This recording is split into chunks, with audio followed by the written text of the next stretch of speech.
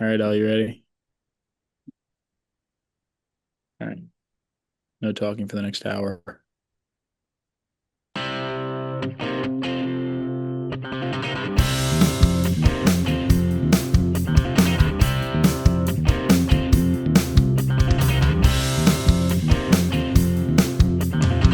So back.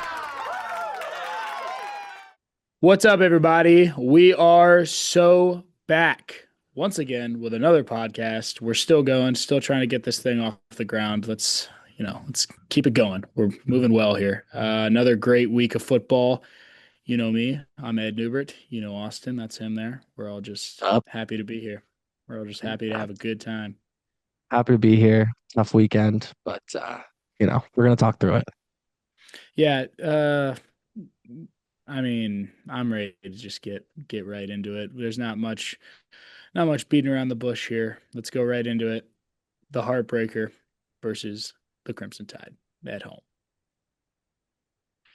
Yeah, I mean, it's a tough one to lose. It really is. Bama's kind of just been boogeyman forever, and they continue to just kind of haunt Georgia. And the defense could not stop anybody on third down, and was just not very good in general in the first half. Um, I thought Gunner played okay. I didn't think he played bad, but I didn't think he played all that great. And then at the end of the game, you got to kick the field goal to tie it. I know hindsight is 2020. I know, like, I get that. But you gotta tie the game up. This is Alabama. Your defense has the momentum. They're playing well in the second half. They're getting stops. At that point, you just got to trust your defense, and we didn't, and we paid for it. Yeah, I was gonna bring up that call there as well. It was ballsy for sure, and especially, I mean, Bama didn't score in the second half, so I mean, your defense is doing everything correct. Why would you force something that you don't have to force in that situation? I mean, it's 24-14 going into halftime. You're like, well, we've always been a second half team. And, they put up 7 in the third, and then it's 24-21. And now you're like, all right, Georgia's completely in this game. And there were a couple opportunities that were squandered a little bit there, but that was the big one to me that was kind of a telltale that I don't really know if I'm totally blaming the loss on that. The first half was rough. I mean, Simpson looked like one of the better quarterbacks ever, and I don't think he is. So, I mean, Yeah, I mean, I he had don't a know. really good day. He had 276 yards, three total touchdowns. Like he played really, really well. Yeah. And I don't really think he's that good of a quarterback, but that first half, it's just, yeah, it's the same thing as we've seen from Georgia. And I remember saying last week, I said, if Georgia can play this game their way and keep it in their favor, they're going to have no problem. But if they get into a shootout like they had against Tennessee a couple weeks ago, it's going to be a problem. And that's kind of where it became to where Georgia had to be playing behind the eight ball again, making something happen. And the offense looked just kind of stagnant. Alabama was able to hold on to that one. Yeah, I mean, we just never really got going. Um, we had a drop touchdown, but they did too, to be honest. So it's kind of one for one there. But um, yeah, just seems like every week it's let's throw a screen or use a draw play. Like there's just not creative at all. No, no, it's not. And it's going to cost you in games like that one, which are, I mean, I'm not even going to call this game like a like a sneaky game. You knew it was going to be a tough one, but games like that where you're going into a team that they're going to be putting up a fight, and that Bama has had your number for years now. Unfortunately, it's the one team that Georgia can't really seem to get away from. It's the Bills' version of the Chiefs, essentially. They just can't seem to shake the Crimson Tide, and I mean, in the regular season, they just seem to have some kind of little give that just wills them above the dogs, and that's what happened. I mean, it's not like the Georgia offense was terrible. The whole team was running all over them, ran for 200 70 something yards. I mean, Gunner looked good. He wasn't making terrible throws. It was just like you say, it's a lot of the play calling there. There's no real creativity to it. It's all, yeah, you're going to rush for 250 yards when you hand the ball off, 70% of the time, but where are the chunk plays, where are the play action, deep cut over the middle, where are those post routes? It's just not a lot of creativity. And I think that's something that Georgia's going to have to look for as they progress here throughout the season. Yeah. Can we move on? Yes, we can move on. We can move on to a very fun game, which was the Oregon versus Penn State game. Once again, James Franklin cannot win the big one. No, you can't do it, man. Yeah, I don't know what it is about these big games. He just can't do it. Penn State did come back. They clawed their way back to force overtime, but just couldn't get it done at double OT.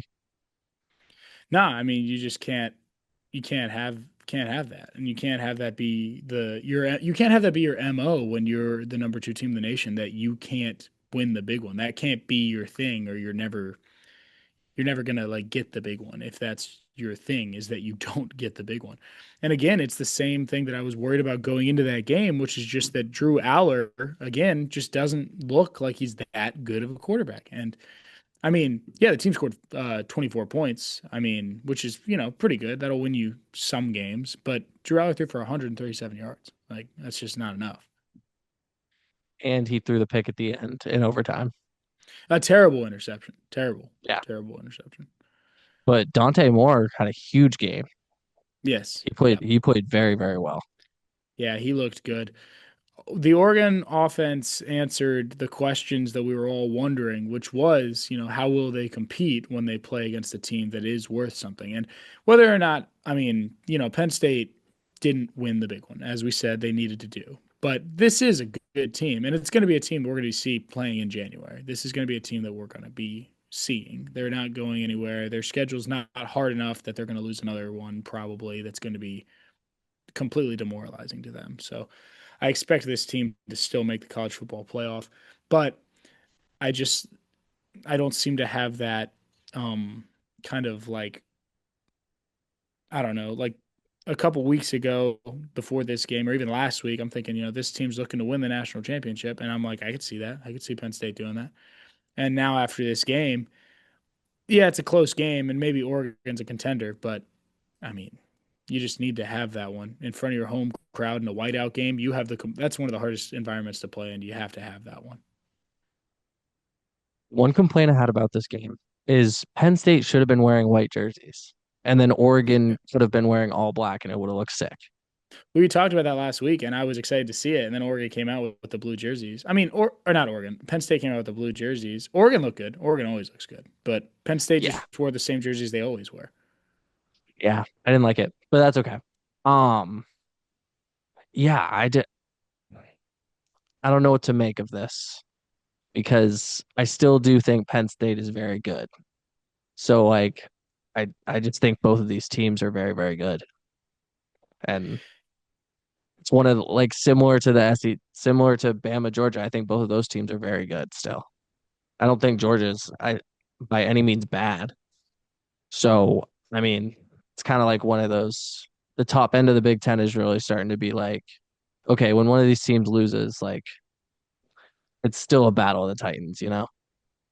Yeah, I mean that's how I think that game should be looked at right now for Penn State. Is that as a Penn State fan right now, you're demoralized that you didn't get that game, and I completely understand that. But you lost to an Oregon team that, after this game at least, I'm pretty certain is pretty good. They're actually a very good team, which has kind of confirmed that for me. And I mean, you took them, they took you to OT. It was tight, but Penn State really did kind of. I mean, Oregon in the first half, I feel like looked like they were in pretty much complete control of the game. But then after the halftime adjustments, I feel like Penn State kind of got their wits about them, and then they kind of controlled the second half. And then it was like Oregon was battling to get into OT. But now, then you get into OT, and then all of a sudden it's back to the momentum on Oregon. And I just don't know what happened in between the fourth quarter and OT, but something changed that just put Oregon in favor there, and I can't really understand that. Yeah. But you know, it's not going to hurt them too bad. Like I said, they're probably still going to be in this college football playoff, so it's not going to be too big of a deal for them. But moving on beyond that, we have the Tennessee versus Mississippi State game, which was very close. Surprising. Yeah. I my first note on this game is that Mississippi State is very frisky this year. They are frisky. I think I don't think they're gonna be the easy out that they always have been. Right. Um, but on the flip side, Tennessee was 5 for 14 on third down and had 3 turnovers, And that's a killer. and they still won. There's really not that many football games that you're gonna do that and win the game. So they were I think they were very lucky to escape with a win here. Yeah, I mean, I agree. And big props to Mississippi State for going out there and playing the game they did. I mean, Mississippi State was in control of this game. This was a game that Mississippi State lost rather than, I mean, Tennessee won it too. It's a hard fought victory, and Joey Aguilar did his job and played exactly as he's supposed to play, other than the um the interceptions were a little bit rough. But other than that, he did He his is he job. Joe Milton in disguise? He might be. He might be Joe He Milton might be. He undercover. might be a little. You might have a little Bazooka Joe in him. But hey man, Bazooka Joe. That's good. He did his job, which was essentially, I guess, to win that football game, but it was an ugly way of doing it for sure. And I it led me to some question marks about the Tennessee team overall. But then I kind of looked at it as, was this a mistake by Tennessee, or is this Mississippi State team maybe just better than we think? And I do think that I'm leaning on the latter, that Mississippi State is playing to their opponents, and they've performed a couple times this year to where you're like, whoa, Mississippi State's hanging around. So, you know,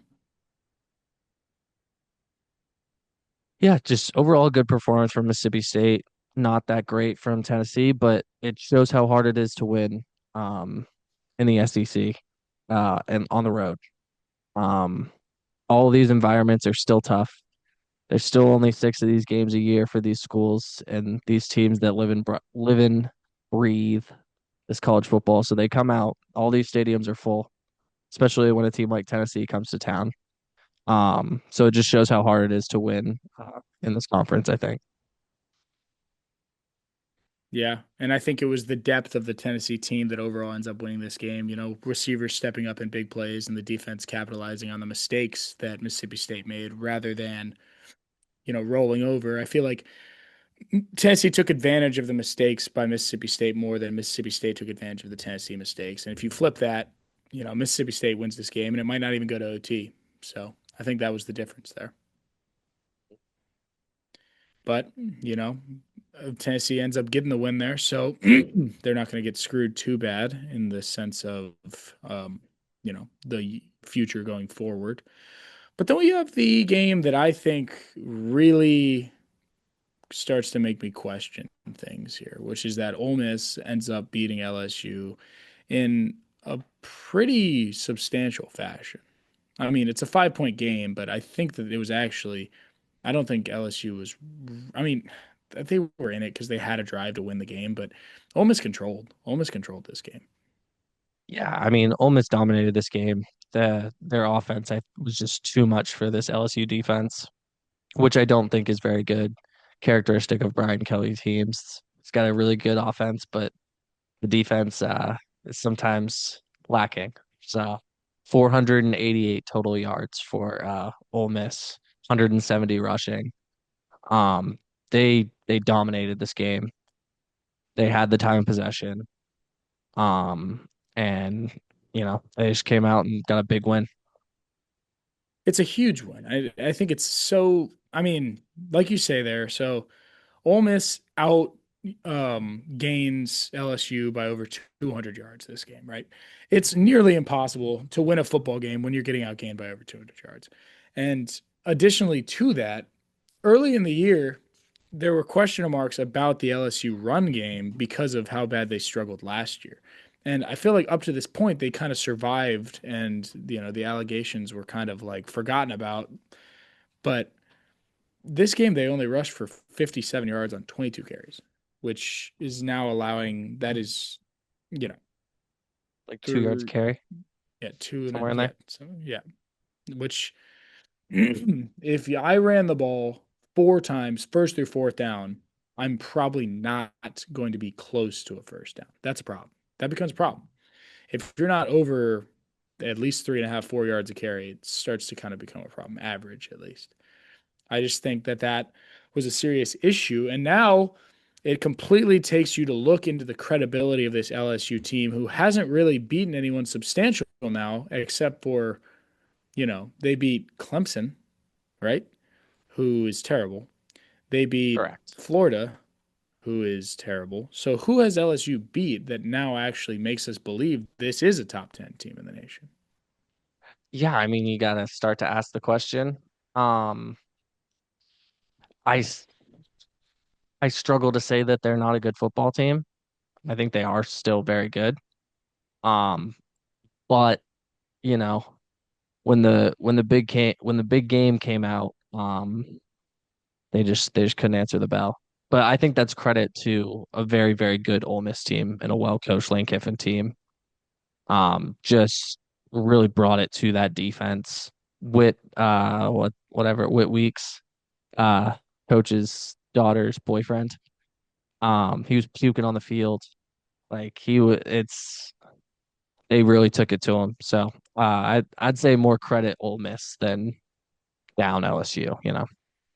Yeah, I mean, I would pretty much agree here. I do think that LSU has been overhyped at the fact that we were putting this team at number three. Early in the season, I was riding that, and I was like, three is probably good. I mean, they beat Clemson, and Clemson's good. But after you start to see these teams they're playing and beating by the margin they're beating them, it's like I don't really know if this team is that good. And I made a mistake earlier. LSU didn't have a drive to win the game. They had a fourth down to get the ball back that would give them a drive at it. But obviously, conversion there from Ole Miss was allowed them to seal the game. I think that Ole Miss's offense looked extremely well oiled, and it looked like an unstoppable machine. And that actually kind of does worry me for the rest of SEC play because I do think that this team is going to be sticking around here. If they play like they did in that game offensively every game, I don't think there's a defense in college football that can stop that team. So, I mean, maybe Ohio State, but I don't know. That's good offense, and it was strong play, and they looked like everything they were doing was so precise, and like everything had a plan. It's like the game was going falling exactly how they wanted it to, and I think that is now something you take forward with big momentum because Ole Miss has now jumped substantially in the rankings. So this is a team that now you look out for. Yeah, and I think I didn't put this on our schedule, but I do think we should talk about the Georgia Tech game because that was also something that was pretty crazy there. That we almost had a loss to Wake Forest here. Yeah, and they probably should have. Um, the penalty, the missed call at the end there, just games aren't won and lost on one play, but when you're uh when you're driving to try to put the game away and there's a guy that's obviously offsides and nobody calls it, and you can't help but feel a little cheated. Yeah, I mean, I think that Georgia Tech was outmatched in this game, outplayed by a Wake Forest team, which I guess surprises me. I do think Georgia Tech is at least pretty good. And no offense to the Wake Forest fans out there, I don't think you guys are good. So I think that that's like it leaves me with then question marks. And again, now this gets to the point of the season where you start to do this and you start to kind of connect the dots on these type of games, like I'm doing with LSU. I start to think, all right, Georgia Tech's ranked pretty high, but They beat Clemson, and that's what got them way up in the rankings. But now we know Clemson isn't good. So when do they play someone important and maybe get the win? I mean, it would have to be against Georgia. That's the really only team that they have to worry about until the ACC championship if they are in that. Yeah, I mean, a normal year, Georgia Tech would have lost this game. So I would say that's a good sign for Georgia Tech fans. I think any other year, this is a game that they end up dropping, and everybody's like, man, this was one that we had to win. Um, but do I think they might drop one later? I don't know. I don't know. It's possible, but I don't think they have any chance against Georgia. I mean, they do Look, because it's a rivalry game, but I think Georgia is a much better team. I should say that. I would Um, agree that Georgia is, I mean, as much as maybe certain people might try to question you on that, I don't think that there's much of a debate that I do think Georgia is the better football team objectively. Whether Georgia Tech can win that game, I'm just saying I think that Georgia is a better football team overall than Georgia Tech. And I don't even think that's really an arguable thing that someone could make right now. no, I don't think that's a hot take at all. Yeah. And I mean, let's, Doris, can I get the Georgia Tech schedule? Thank you. So here's It's who we got nobody. for the, They got Duke, I think, later. Syracuse. yeah. See, Virginia Tech, Georgia Tech, or Duke. Then you got Syracuse. I guess they beat Clemson. This team is maybe top 15 in the nation. By the way, we're putting people up for doing that. I mean, NC State, Boston. Yeah, I mean, this is literally a cupcake here, guys. I can't give you anything else until you go play Georgia. This, if you are not a one-loss team going into the ACC championship, this is an absolute loss on the year for the Georgia Tech Yellow Jackets. Yeah. I mean, I would agree. I would say that they need to go undefeated up to Georgia. Yeah, I mean, I think they have to. I mean, because whether or not you think you're a good football team, because I do think Tech is at least pretty good. I do think that Tech is. I do think they deserve to be top 15. I did make a point there to where like the Clemson thing, but they are top 15. But I will say it's just I don't think you're better than Georgia. So whether or not you feel confident going into that game, if you are a one or two loss team, if you're two loss, you're probably done. But if you're a one loss team going into that game and then you lose that, you might not be in the ACC championship, and you might not be in the college football playoff either. Yeah. But yeah, so that's how I feel about college football this week. I mean, it was fun to watch everything. Georgia really let the boys down here. This podcast is a bit demoralized, I feel like, but we're just trying to push through it. And you got Kentucky next week, so you know, Let's hope we can beat them. yeah, I hope so. But now we can bounce on into the NFL, which for me at least was a better week than last week. But a lot of weird stuff going on around the NFL this week. A lot of weird things happening. It was a weird week, but do you want to do Eddie's Falcons minute here? Yeah, I can go at it. I'm ready. I'm wearing my gear, obviously. It's Victory Monday, so this is what we do. I was at the game. It was fun. Everything looked like it was pretty well rounded. We ended up obviously beating the Commanders 34-27. Marcus Mariota was in the game, so I am trying to limit my confidence a little bit, but we looked good. The offense looked very good, which really that's the defense is what worried me because Washington here is fully healthy on defense. This defense is pretty much essentially fully here. So this is a Washington defense that we would be seeing no matter what. They did score and they put up 27. So that does kind of worry me, but we were without AJ Terrell, but they were also without Terry McLaurin. There's a bunch of kind of injury things that kind of go back and forth, but we beat the Commanders in a pretty, I mean, we beat them by 7, but they hit a field goal with like a minute left and then they tried to go for the onside. So in my mind, we beat this team by 2 scores. I think we beat them by 2 scores, but whatever. It was a good game. Michael Penix kind of bounced back big time after people were saying, bench Penix. I got people's names down here, guys. I got Falcons fans saying bench Penix, and I will stand on the ground that I never said that. I mean, he kind of showed you guys what's up. Bijan did his thing. Bijan always does his thing. Um, Offense looked very good. It was a big statement game, and like I said last week, it was a must-win. Now putting us into the bye week 2-2, coming out to play the Bills, likely going to be a loss, but you never know what could happen in this league with the way things are going right now. I think that Bijan Robinson is, until someone can prove me otherwise, I think he's the best player in the NFL right now. And I think that Washington had a couple of third downs and, well, a lot of third downs, and they kind of struggled to convert on those. And at least that was a big thing that we can take away from this game. Xavier Watts had a big interception.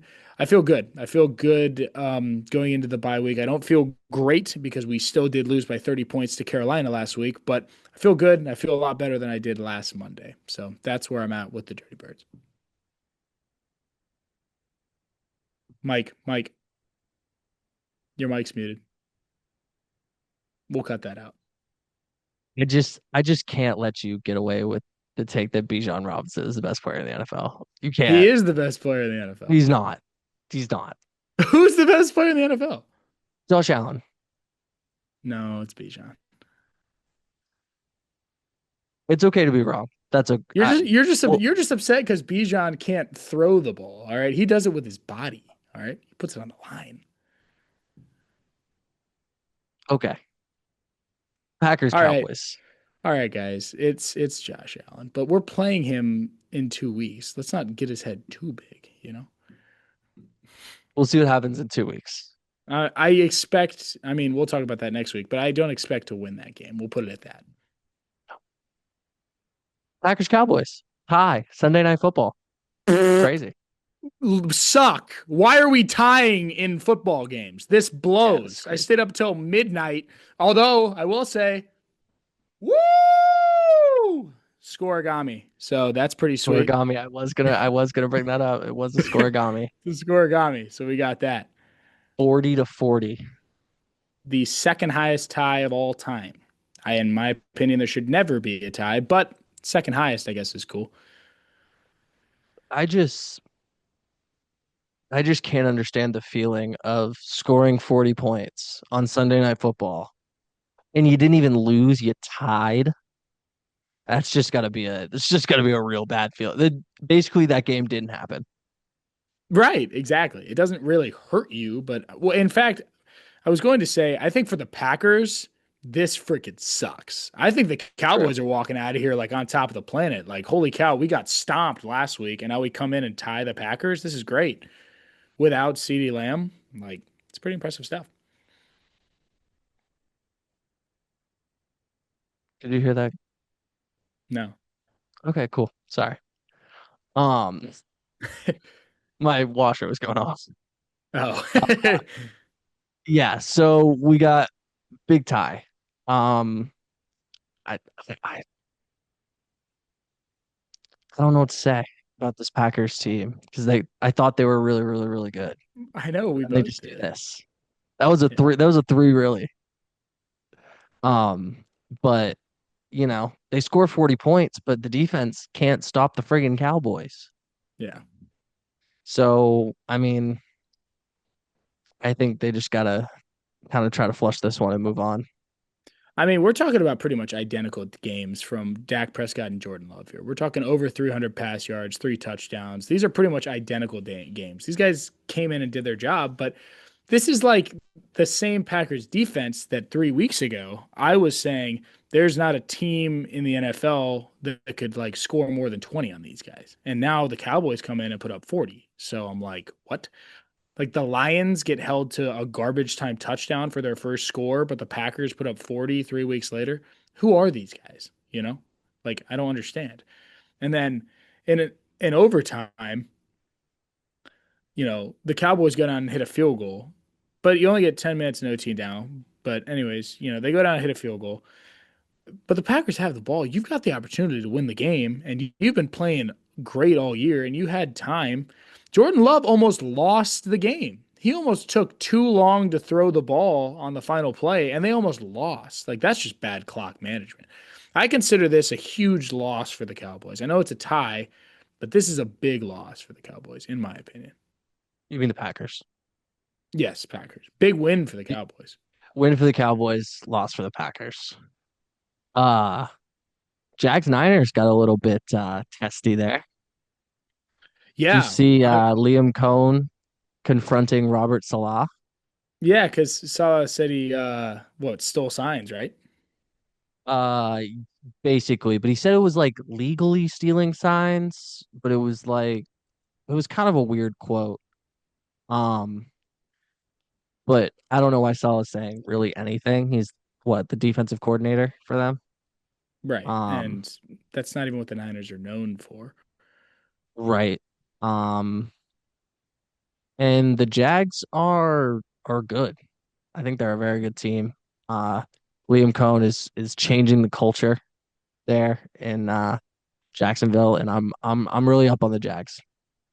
Hey, I'm big happy for I don't think that's correct English, but I'm big happy for Trevor Lawrence. Like I like the guy. I do. I've always kind of been a Trevor supporter. He's in like his what is it his fifth year in the NFL, and we're still like I feel like every year we were waiting on this guy to develop, and like he's old. So like, has he developed and found a team that can maybe do something? I hope so. I mean, I think that this was more a testament that the Jags are good and the Niners. I still think the Niners are pretty good. Like I think the Niners are not a bad team. So Very injured, very injured. yeah, I think the Niners are still a good team, but that's a huge win for Jacksonville because I guarantee you that I mean, every year before the season as a Falcons fan, I look at our schedule and I pick like, all right, that's probably a win. All right, that's probably, and then I kind of think of the win loss. That's one that you probably as a Jaguars fan didn't think was going to be a win. So now you got one back, and you can afford to drop one somewhere else to get to that record that you hypothetically probably overestimated you'd get. So now you get that back. Very true. Very true. Got to play mind games as a fan. Yeah, you have to. I mean, I'm a Falcons fan. I know a thing or two about being delusional, man. I do it every year. But big special teams play in the game. An 87-yard touchdown punt return. How we like that? Love special teams, man. I love special teams. It's the best. It There's is the nothing better best. than a special teams touchdown, a long field goal, a punt inside the two. I just love special teams. A special teams play is so good. We're also getting a lot of blocked kicks in the NFL this year, which I'm happy Crazy, with. Yeah, crazy amount of block kicks. yeah, a lot of blocked kicks. Special teams has been pretty fun. And kickers like weirdly blow right now, especially in Atlanta, but kind of everywhere. Kickers are struggling right now. We're not seeing a lot of these big kicks get made. We're seeing blocks. We're seeing little misses outright, flare misses, like over adjustments. Like kickers are kind of struggling right now. So defense and special teams right now overall is just very exciting. Love special teams on this podcast. We do. But Sorry yeah, about that was my a voice is a little rough today. oh, Battling it's all good. allergies. Hey man, I get it. We got the season change coming up here. Now we're really get this is where it really starts to get into football season though. I wake up, the leaves are orange, it's 55, 60 degrees. That's when it really starts to get to be football. It is very nice when I go out to work in the morning. It's nice. It's a nice 65 degrees. It's perfect. Yeah, it's nice. But anyways, back we're not weathermen. Let's get back to work. We've got the Giants knocking off the Chargers. That was a mind boggler for me. I just can't really fathom this game without Malik Neighbors for some of it. It just blows my mind. Jackson Dart might be him. Dude, well, the thing about Jaxson Dart is what I like about this guy, is now I know it probably scares people too, but he threw for 111 yards and a touchdown. That's like, whatever. It's your first game. You threw a touchdown, you did your job. But he rushed for 54 and a rushing touchdown on his first drive. This guy's putting his body on the line. His first drive, his Big first dog. ever drive in the NFL. These guys are bigger than anyone you played in college. And you're like, I'm just going to run right up the middle. And he did it. He scored. He scored. That's just, I like seeing that. And it's like some little bit of fire under the Giants. It kind of sucks now that you don't have Malik Neighbors. Like that really blows because you would love that to be Dart's guy. But the future could be good for New York. And that's something that I have not said about the Giants 8 years, maybe nine. I don't know, long time. Yeah, I mean that's gonna be Jaxson Dart's gonna be my toast of the week here. Yeah, I mean, I mean, that's got to be a great test. I mean, Jaxson Dart comes in and leads the Giants to beat the undefeated Chargers. I mean, that's huge. Yeah, I kind of forgot to incorporate my toasts and roasts. So I guess I did too. Yeah, I guess if we're gonna go into it here, all right, since you did it, let me get a minute to think about my toast. I hadn't even thought about it yet. Should have been thinking while I was looking at games. My toast of the week will be um let's buy some time here and keep speaking. We'll go to just the overall Ole Miss offense. We'll go there. I think that that's where they deserve that. They outgained them by 200 plus yards. Yeah, you can deserve that. And then my roast of the week will be Robert Sala. Robert Sala, big roast of the week. I like it. Keep my Um, name out your mouth. Did you hear that? um, my roast of the week is gonna be uh ooh, it's gonna be Mike Bobo. Yeah, I I hate mean him. that's a homer. It's a homer roast, but it's a good roast. I mean he No, I deserves hate it. him. Yeah, terrible offensive play calling. Yeah, terrible. It's not One thing good. I will say, just kind of, I feel like I always kind of jump back to them. I can't stop myself though. The Falcons, they moved Zach Robinson to the sideline this week, and the offense looked much better. I don't know if that's a permanent fix, but as of now, that worked. So let's just do that again. Let's make it a trend instead of a fluke. Okay, good change. I like that. I like it. Yeah, I mean, it seemed to work. Penix also played much like his in Carolina, Penix's throws were offline. That wasn't totally on Zach Robinson. Zach Robinson's play calling was terrible, but Penix also couldn't hit Drake London on a 15-yard curl route. Like, gotta Hmm. have that. Anyways, I swear I'm done with the Falcons now. But um, we'll take a quick week at the look ahead here, just quick before we get into the into our rankings of the week. So we got UGA versus Kentucky. I'll be in the Um, building. Austin's going, so he's excited for that. Noon game. Excited about it. Line on this is 20 and a half. You know, I think that It's like a lot. Kentucky covers that, to be honest with you, but Yeah, it seems like a cover on Kentucky. That's a big spread. that's a big spread coming off of a loss, but maybe that's why. Maybe they know something. Maybe off of losses Georgia performed better most of the time. I don't really know the stat on that. But Yeah, I'm not sure. then we got this week is not nearly as good as last week, so some of these games are going to be kind of disappointing to listen to. But we got Michigan versus Wisconsin. Michigan's favored by 16 and a half. I would also take Wisconsin to probably cover that, to be honest with you. I would agree. Vandy Bama 10 and a half. This Andy is money the line. dude. I'm not gonna lie. I think I'm taking Vandy to cover that. I'm picking all of the favorites to go down on this spread here. I think that Vandy covers that. I mean, give me Diego Pavia. I think Andy money line. I don't hate it, man. I mean, Do it again. Bama's hate coming off this win against Georgia, so they're riding this high. But imagine the world if Vandy beats Bama, then that makes Vandy a Maybe really problem, good. right? But then we got Miami, Florida State. Miami 4.5. This will be the first time I am riding with the favorites. I think Miami cover that. Florida State looked bad. That's a game we didn't talk about, but Florida State looked terrible. They did. And they did look terrible this weekend. Um, I will also take Miami.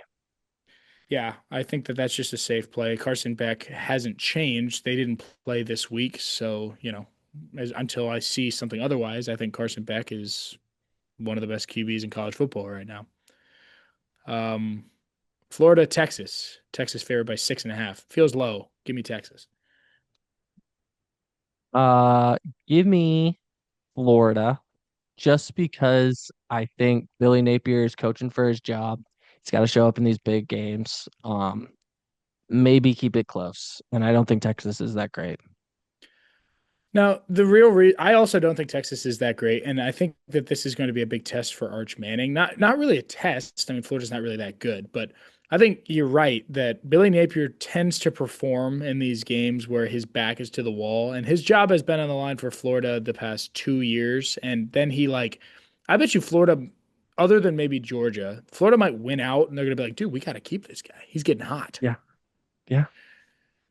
But the line on the Miami Florida game was 7.5, and I thought that Florida was going to cover that. I didn't actually bet on it, but I just thought they were going to, and then they didn't. So now you've lost my trust, and I'm going with Texas. All right. This is one I threw on here just because I think it's a little bit interesting, but Iowa State versus Cincinnati, and Cincinnati is favored by 1.5. Give me Iowa State. Yeah, that's what I was thinking. I think that this is, but the thing is, these guys know stuff, man. Like, why is this game Cincinnati 1.5? Like, am I missing something? Like, they're not the better team. I don't think so, but I don't know. Maybe they know something we don't. That's what I'm saying. It's just, I don't know. I got Iowa State covering that one, but those are pretty much the good college football games of the week. Not as exciting of a weekend as we had this week, but it will still be some good games here and there. I expect Vandy and Bama to have some fireworks, and maybe we can get a close one with Miami and Florida State. That rivalry sometimes brings out some good little power.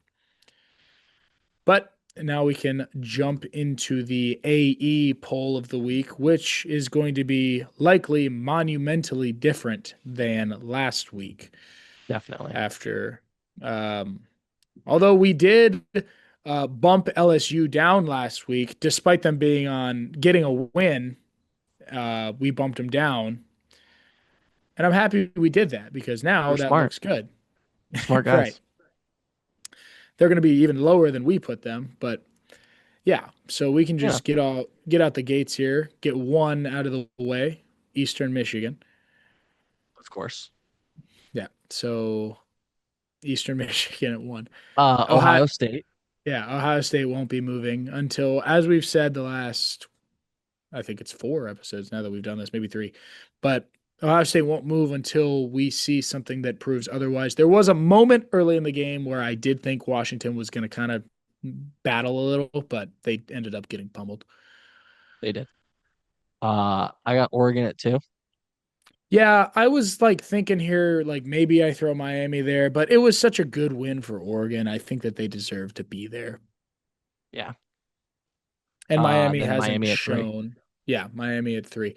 Now, here's where I get a little bit weird because the AP poll is trying to tell you to bump Ole Miss all the way up to the number 4 team in the nation. I think that these guys over at AP get a little too big for their britches on these wins sometimes, and I think that this should probably be an Oklahoma team here.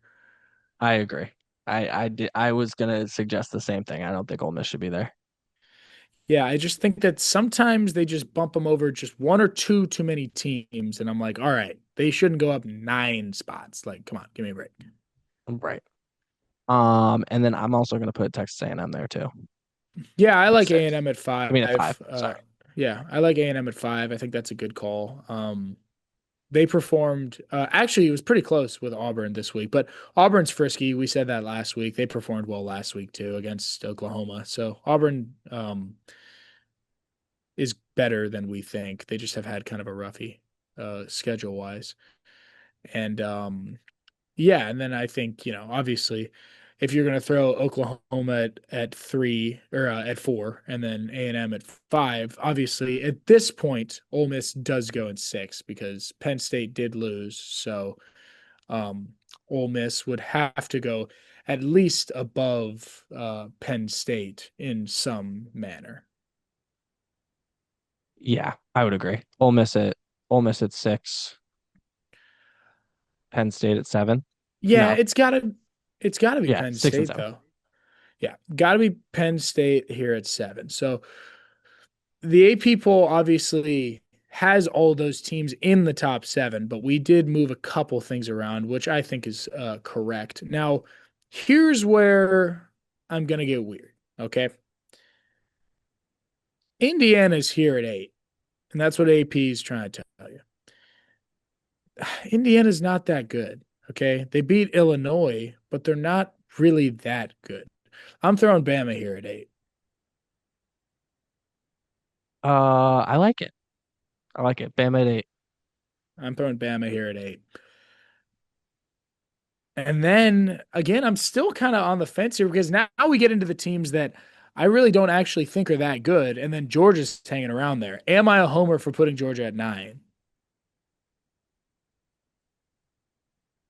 Yes, but do it. All right. I like Georgia at 9. And then finally now I can have Indiana at 10. And I know that's like, we're undefeated. What the heck, man? It's like, play somebody and beat them. Like, I mean, they did beat the brakes off of Illinois, but Illinois is not that good. I just don't think that they really matter too much as far as college football goes, which now bumps LSU way down. A team that we had at 4 last week is now outside of the AE poll. They will not be Mm-hmm. mentioned this week. I mean, the teams right on the cusp there are, the Texases, the LSUs, the Texas Tech. These are the teams that are right on the outside looking in. But if Vanderbilt can get a big win this week against Bama, they're moving up. True.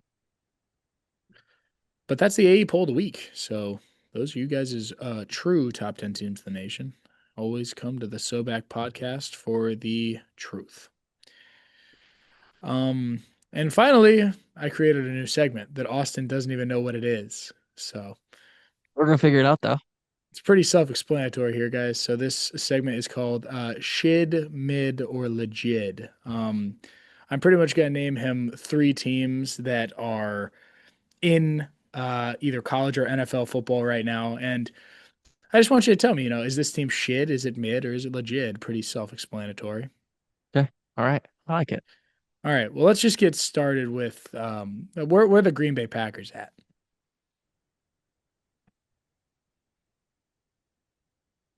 It's a tough one right off the bat.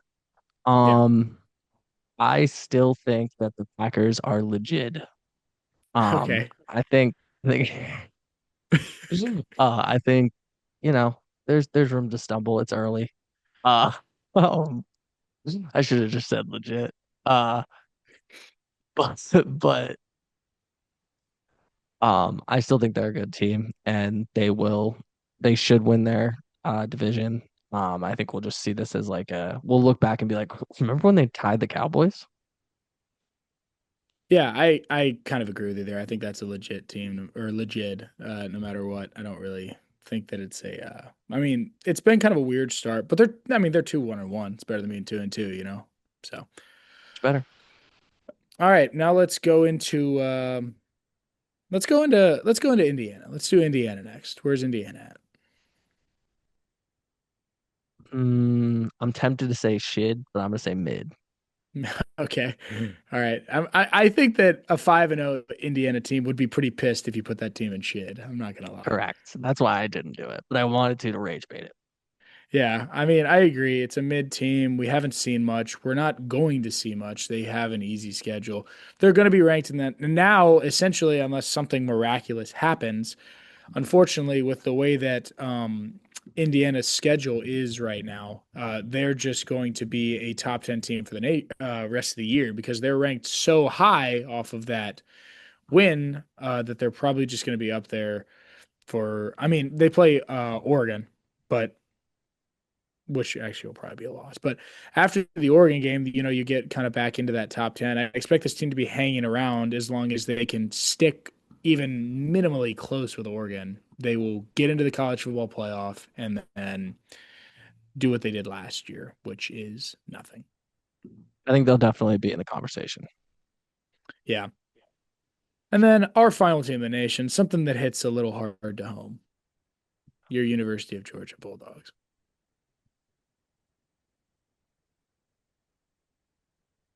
They are legit. They're legit. I Um, agree. Sometimes you lose. And we're in this college football playoff era that has 12 teams in it, and it's expanding to 16. You can afford to lose a game. You'd like not to. But sometimes you lose. But I think they're still very good. Yeah, I agree. Game was still like a really close game too. There's no reason for anyone to be jumping to conclusions that this season is over for the University of Georgia. This is a team that is obviously now they're barely on the outside looking in. Georgia ranked at like 12 right now on the outside of that top 10. They're going to be top 10. They're going to be top 6, I think, by the end of the year. That would be my guess. Yeah, I mean, if they win out, they got to play a good Ole Miss team. Mississippi State is proving to be a tough out. I feel like Tech, we got one more. Auburn is going to be a tough out always. Tech, Florida should be no problem. Tech Tech, could be a problem. yeah. So, we'll just have to wait and see. Yeah, but that's gonna wrap up our show here, guys. Hope you guys enjoyed Shid, Mid, or Legit. I came up with it in about 5 minutes, made me laugh, so we did it. I liked it. I liked it.